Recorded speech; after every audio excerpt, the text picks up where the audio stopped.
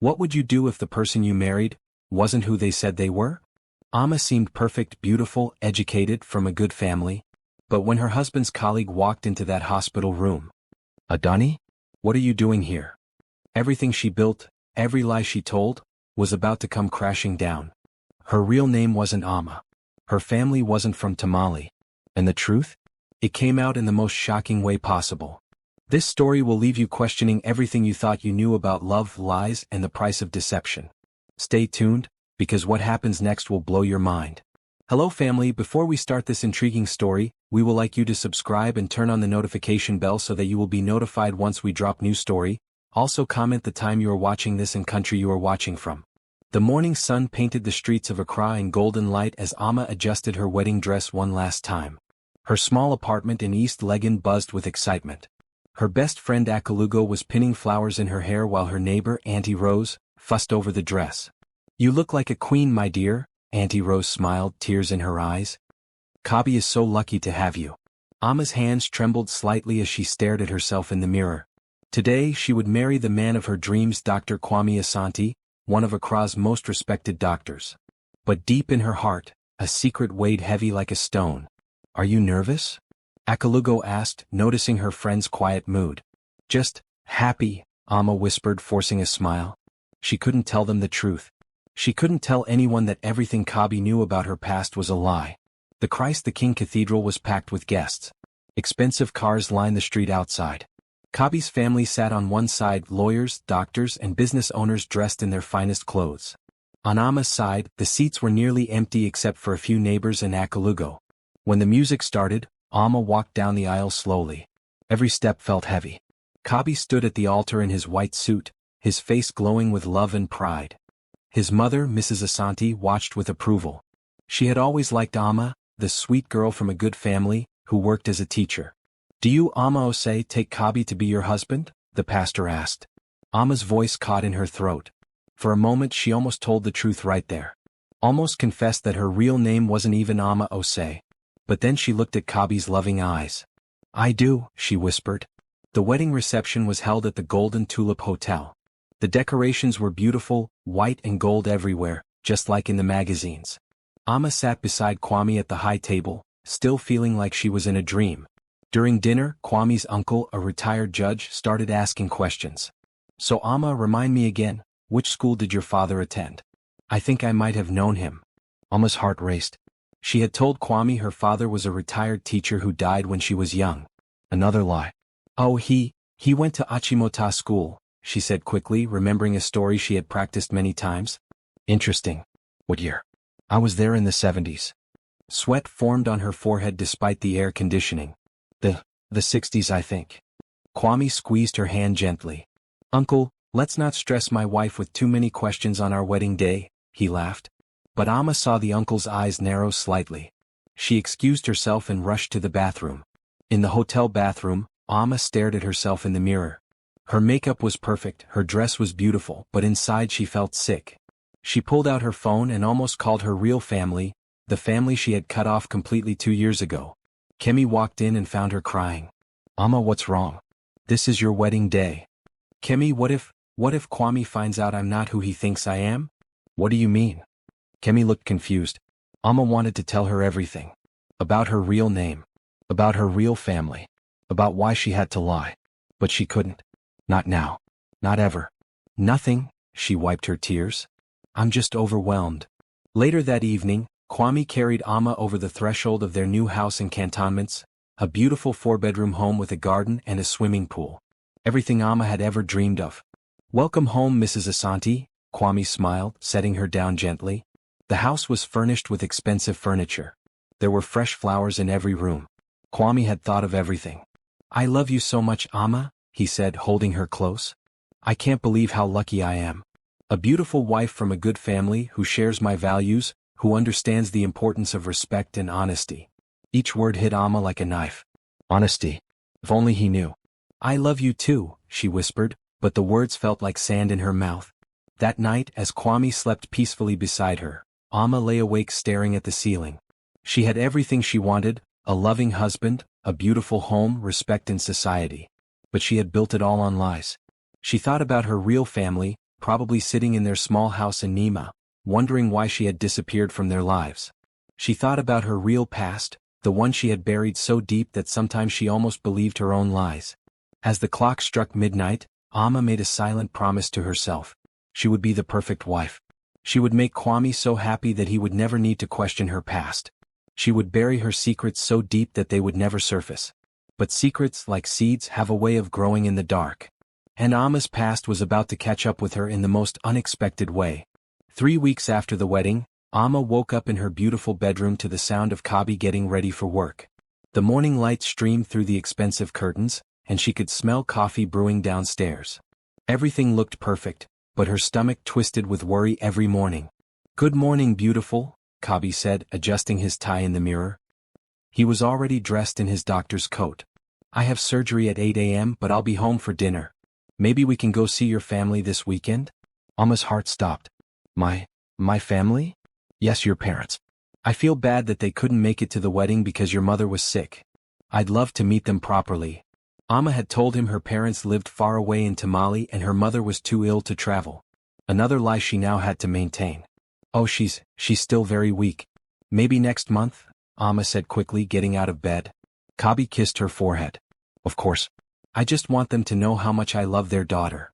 After he left, Amma sat on the bed and buried her face in her hands. How long could she keep this up? Later that morning, Amma was cleaning the house when the doorbell rang. She opened it to find a young woman about her age, dressed in a simple Ankara dress and flip-flops. The woman looked shocked to see her. "Ifia?" the woman whispered. Amma's blood turned cold. Ifia was her real name, the name she had abandoned 2 years ago. I think you have the wrong house," Amma said quickly, trying to close the door. But the woman put her hand on the door. "It's me, Fatima. From Nima. I've been looking for you everywhere. Your mother, she's been asking about you." Amma's legs felt weak. Fatima was her childhood friend from the Nima slum where she grew up.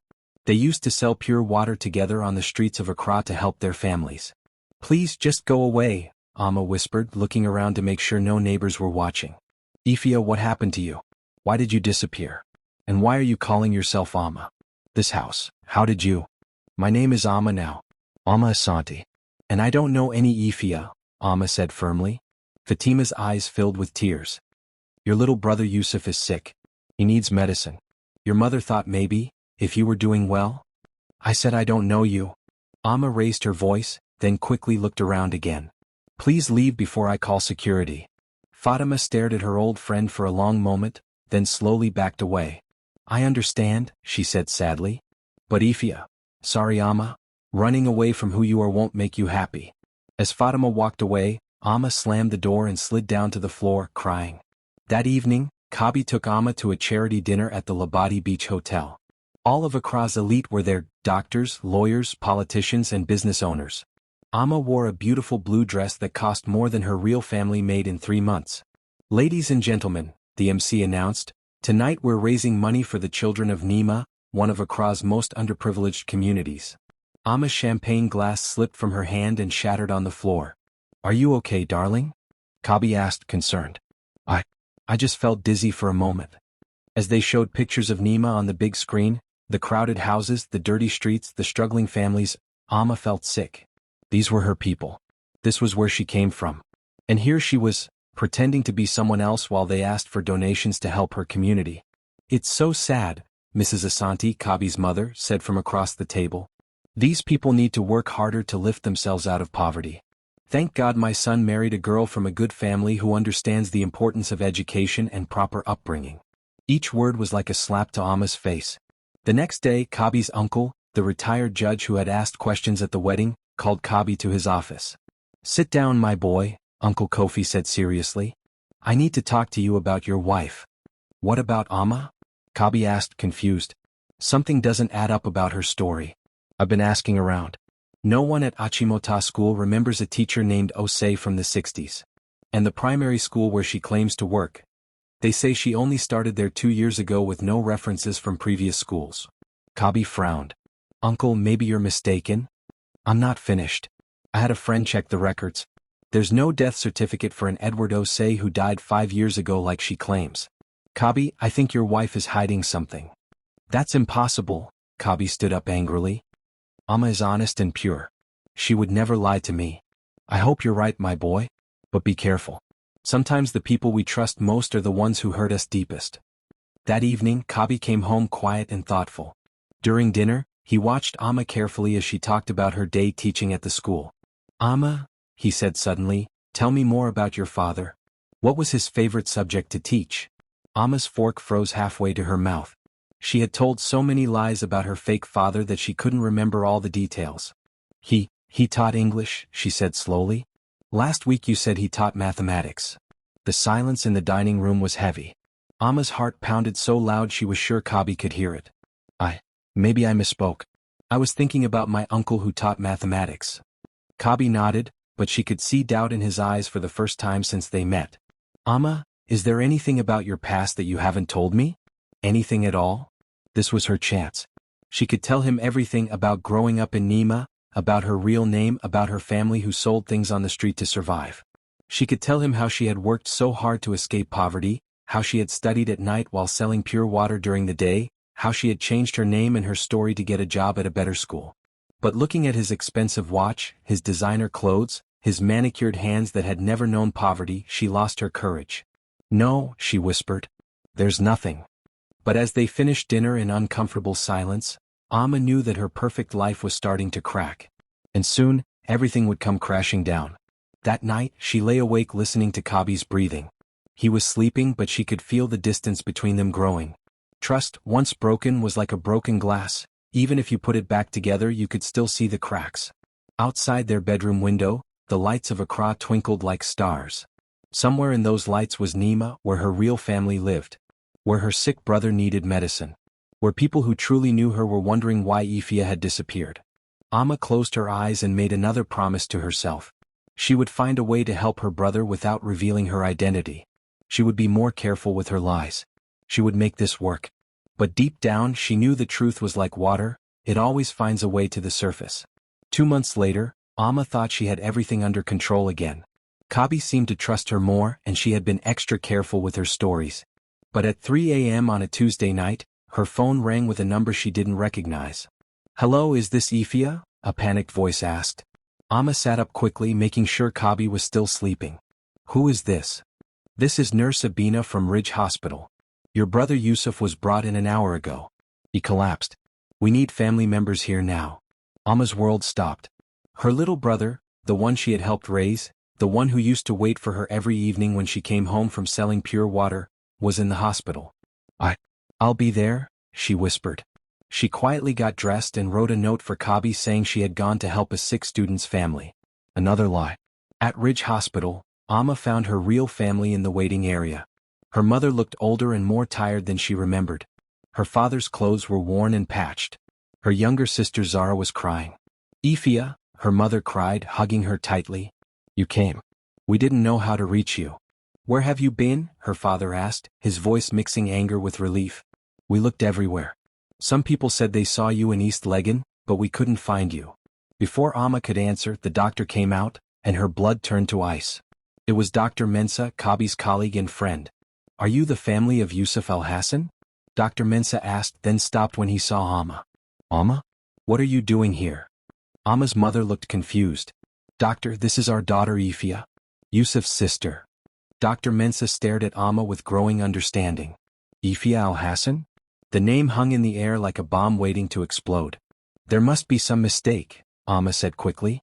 I'm just helping them translate. But Dr. Mensa was already putting the pieces together. He had heard Kabi mention his wife Amma Osei many times. Your brother needs surgery immediately, Dr. Mensa said slowly, still staring at Amma. It will cost 5,000 cedis. Amma's family looked desperate. They didn't have that kind of money. We'll find a way, her father said quietly, but everyone knew they couldn't. Amma excused herself and went to the hospital parking lot. She called her bank to check her account. She had enough money to save her brother. But using it would mean Kabi would see the transaction. There would be questions. She stood there for 30 minutes, torn between saving her brother and protecting her secret. Finally, she went back inside and paid for the surgery anonymously through the hospital's charity fund. She told the nurse to say it was covered by a kind donor. But as she was leaving, she ran straight into Kabi walking through the hospital entrance. Amma? What are you doing here? I got your note about the student's family. Her mind went blank. Oh, the student's family is here. Which student? Maybe I can help. I know most of the doctors here. Just then her mother came running down the hallway. Ifia. Ifia. The doctor says Yusuf will be fine. Someone paid for everything. She stopped when she saw Kabi, then looked between him and Amma with confusion. Who is this man, Ifia? And why is he calling you Amma? The silence in the hospital corridor felt like a lifetime. Kabi looked at Amma's mother, then at Amma, his face changing from confusion to shock to something that looked like heartbreak. Ifia, he said quietly. Amma's mother stepped forward. Yes, this is our daughter Ifia al-Hassan. Do you know her? Ifia al-Hassan, Kabi repeated as if tasting the words. Not Amma Osei. Dr. Mensa appeared at that moment. Kabi. I was just about to call you. Your wife. He stopped, realizing the situation. My wife. Kabi's voice was getting louder. My wife who told me her name was Amma Osei? Whose father was a teacher named Edward? Who said her family lived in Tamale? Amma's mother looked more confused. Teacher? Tamale? Ifia, what is this man talking about? Your father sells shoes at Cantamanto Market. And we live in Nima, not Tamale. Each word hit Kabi like a physical blow. Patients and nurses in the corridor had stopped to watch the drama unfolding. Kabi, please let me explain, Amma begged, reaching for his arm. He stepped back from her touch. Explain what? That our entire marriage is built on lies? That I don't even know my wife's real name? The surgery was successful, Dr. Mensa said quietly, trying to defuse the situation. The boy will recover fully. But Kabi wasn't listening. He was staring at Amma, or Ifia, as if seeing her for the first time. Tell me everything, Kabi said, his voice cold and distant. Right now. In front of your real family. No more lies. Amma looked at her parents, at her crying sister, at the man she loved more than life itself. There was nowhere left to run. My name is Ifia al-Hassan, she began, her voice shaking. I was born in Nima. My father sells shoes. My mother washes clothes for people. We were very poor. Kabi's face was like stone. I sold pure water on the streets after school to help my family. I studied hard, so hard because I wanted a different life. I got a scholarship to training college, but when I graduated, no good school would hire a girl from Nima with no connections. Her mother reached for her hand, but Amma pulled away. So I changed my name. Created a fake background. Said I was from a respectable family. It was the only way to get a job at a decent school, to have a chance at a better life. And me? Kabi asked quietly. Was I just part of your plan for a better life? No. Amma cried. When I met you I fell in love. Real love. But by then I was already living the lie. I was trapped. You could have told me the truth. When you introduced me to your family as the sweet girl from a good family? When your mother talked about how important it was to marry someone from the right background? When your uncle made jokes about poor people at our wedding? Kabi was quiet for a long moment. So you never trusted me. Never believed I could love you for who you really are. I was scared, Amma whispered. No, Kabi said, backing away. You were selfish. You decided what I could and couldn't handle. You decided our love wasn't strong enough for the truth. 3 hours later, Amma sat with her real family in the hospital waiting room. Yusuf was sleeping peacefully after his surgery. Kabi had left without another word. Why did you lie to us too? Her sister Zara asked. Why did you disappear? We thought something terrible had happened to you. I wanted to help you from a distance, Amma said. I sent money sometimes anonymously. We didn't need your money, her father said firmly. We needed our daughter. Her mother held her hand. Ifia, running away from your family, from yourself. It doesn't bring happiness. It brings loneliness. That evening, Amma returned to the house in cantonments to find her bags packed by the door. Kabi was sitting in the living room, still in his hospital scrubs. I've been thinking all day, he said without looking at her. About us, about trust, about love. Kabi, please. I loved Amma Osei, he continued. But Amma Osei never existed. How can I trust someone who lied about everything, her name, her family, her past, her dreams? But I'm still the same person who loves you. No, you're not. The person I married would never let her little brother suffer in the hospital while she lived in luxury. The person I married would never be ashamed of her own family. He finally looked at her, and she saw that his eyes were red from crying. I might have been able to love Ifia from Nima, he said softly. But I'll never know now because you never gave me the chance to try. 6 months later, Ifia, she had changed her name back, was living in a small apartment near Nima. She had lost her teaching job when the truth came out, but she found work at a community school in her neighborhood. The pay was much less, but she was helping children from families like her own. Yusuf had recovered completely and was back in school. Her family had forgiven her, though it took time to rebuild their trust. One evening, as she was walking home from work, she saw Kabi's car at a traffic light. For a moment, their eyes met through the window. He looked sad but not angry anymore. She raised her hand in a small wave, and after a pause, he nodded back. That night, Ifia sat in her small room and wrote in her diary. I learned that lies, even ones told from fear or desperation, always hurt the people we love most. I wanted to escape my past, but I learned that our past makes us who we are. There's no shame in coming from humble beginnings. The shame is in denying the people who loved us when we had nothing. I lost the man I loved because I was too afraid to trust him with the truth. I lost years with my family because I was ashamed of them. But I found something too. I found myself again. I found peace in being honest about who I am. True love isn't about finding someone who loves the perfect version of you. It's about finding someone who loves you despite your flaws, your struggles, your imperfect past. But that person can only love the real you if you're brave enough to show them who you really are. I may have lost my marriage, but I gained something more important, the courage to be myself. And maybe someday that will be enough to find real love again. Moral lesson. The truth will always surface no matter how deeply we try to bury it. When we build relationships on lies, even lies told from fear or desperation, we deny the people we love the chance to accept and love us for who we truly are. There is no shame in humble beginnings, in struggling families, or in working hard to improve your life. The real shame comes from being so afraid of judgment that we sacrifice honesty, trust, and authentic relationships. Love built on deception is like a house built on sand. It may look beautiful for a while, but when the storms come, it will not stand. Only relationships built on the solid foundation of truth, acceptance, and mutual respect can weather life's challenges. Sometimes, the very people we think will reject us for our past are the ones who would love us more for our honesty and courage in sharing it. But we'll never know unless we're brave enough to be vulnerable and trust them with our truth. The greatest tragedy is not being rejected for who you are, it's losing someone who might have loved the real you because you were too afraid to let them try. Thank you for watching till the end. Don't forget to like, comment, share, and subscribe to this channel for more interesting videos like this.